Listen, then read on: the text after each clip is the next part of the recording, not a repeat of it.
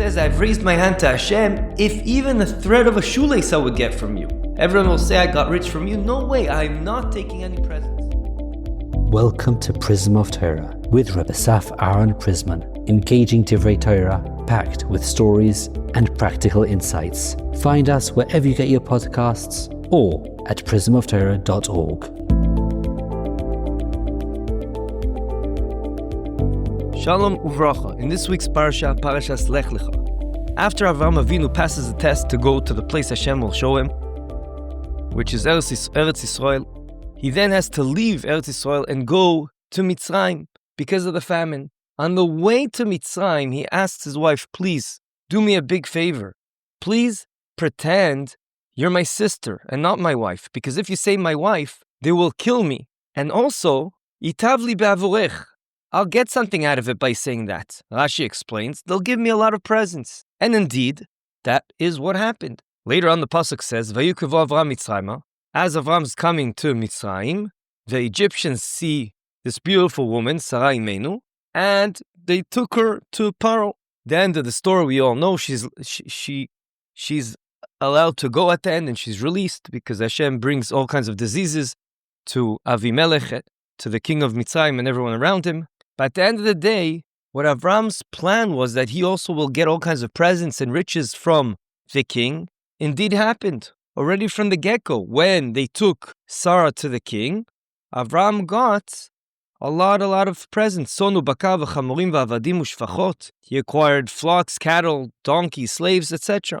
However, there's a very big question that the Mefarshim are dealing with, because there's a striking contradiction in the behavior of Avram. Because shortly afterwards, when the King of Sodom offered Avraham also a lot of presents, after the war, where Avraham came out of left field, as they say, to save all of the city, all the people from Sodom, because he wanted to save his nephew Lot, and the King of Sodom wanted to give him all these presents, Avraham refused in an extreme way. And he says, I've raised my hand to Hashem, if even the thread of a shoelace I would get from you. Everyone will say I got rich from you. No way, I'm not taking any presents. What? How can we resolve this extreme contradiction? To add to the question, we can say we know that a person on a high level, it's not good for him to get presents, as it is hinted in the Pasuk, Soneh matanos yichyeh. A person that despises getting presents, he will live. How can we answer these questions? So I saw Avisach Frant wants to suggest the following answer. There's a famous Midrash. The Midrash Rabbah says, based on the Pasuk, Vayelech lemasa'av, when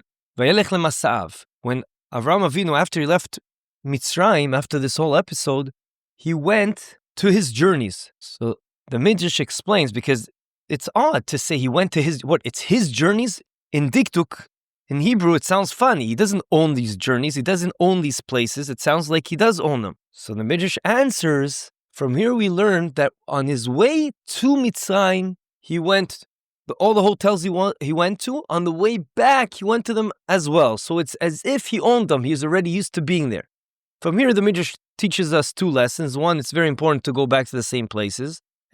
But more importantly, he went back because they gave him on credit, because he didn't have money. The Mefarshim speak out, because he's such a tzaddik, he probably gave a lot of money to other people because it was a time of famine. And he didn't have so much money left for himself, so he didn't have enough to pay. And therefore, he made sure to go on the way back to the same hotels to pay what he owed. And therefore, he retraced his steps to repay every debt that he had accumulated. Based on this Midrash, we can actually answer and understand this incredibly important Yesod. Avraham Avinu's behavior teaches us a very fundamental principle. You want to be a tzaddik, you want to be on an extra spiritual level, that's great. Because the Shulchan Aruch that says the halachas, the laws of how a Jew should abide by, that's the minimum, and it's great if you do that. But we want to aspire to more. You can look in Mesilas Yesharim, it explains how a person can always reach higher and higher heights.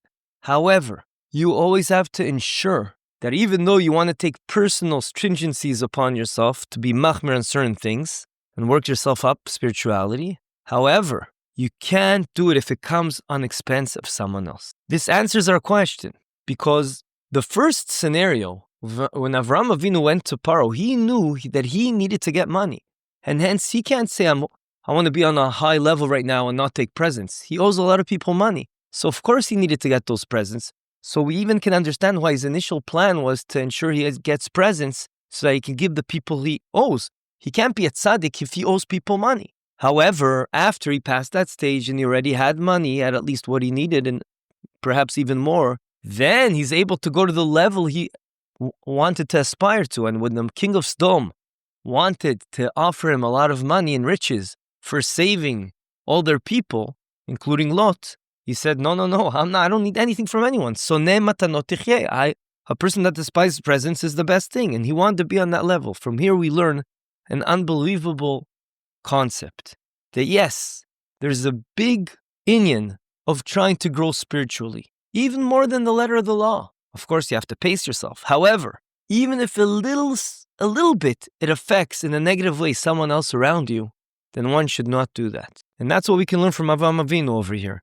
I want to end off with a true story that happened in the spring of 1945, and it shows the level of sensitivity one can reach when it comes to other people, which is a prerequisite to be able to grow spiritually, because when you have this tool of being so sensitive for others, you can ensure that despite the fact that you're growing spiritually, you do it in a way that you don't negatively affect anyone else. In March 1945, in a place called Czernowitz, Bukovina, the war was ending, but there was still a time of poverty. Rabbi Eliezer Zusha, Portugal, who was known as the Skoliner Rebbe, he managed to do something that was close to impossible and miraculous. He'd secured wheat and baked a small batch of shmura matzah, as Pesach was quickly arriving. He wasn't able to do so much, only some, a little bit, one batch, and he decided he'll only offer 3 matzahs to each of the Rebbes in the region that he had a kesher with, because he knew they wouldn't have any matzahs.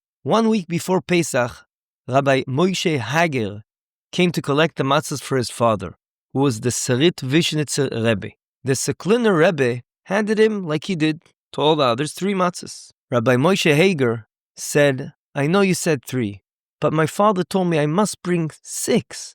For me, this is a big mitzvah. It's kibud avaim. The Skoliner Rebbe hesitated. The stash was small. Others needed. But then he decided to slowly give it to him and say, you're right. For you, it's kibud avaim.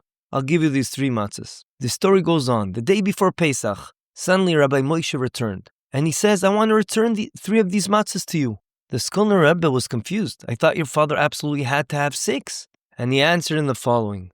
My father asked whether you had saved any shmur matzah for yourself. The Skoliner Rebbe looked away embarrassed and said, how can I, when I see how many people require matzahs? I thought I would be okay at the end, but indeed I don't have any left. Rabbi Moshe smiled gently. My father assumed that's what would happen, and hence he secured these 3 matzahs actually for you. From this story we see, I'm just saying the story over to show you the level of sensitivity people have for others. Yiratzon, that we'll be able to work on ourselves, to have this extremely important prerequisite tool of being sensitive to others. And once we have that in our pockets, surely we'll be able to, each at our own pace, grow spiritually and do what our task is to do in this world. And b'zchut zeh we'll be zoiche to Mashiach b'mira v'yameinu. Amen v'amen. Have a good Shabbos.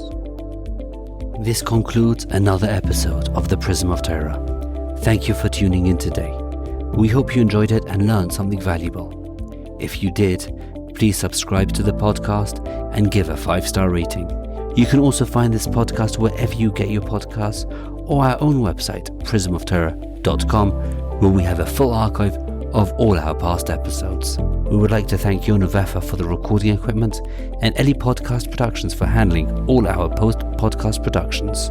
Join us next week for another enlightening conversation on the Prism of Torah.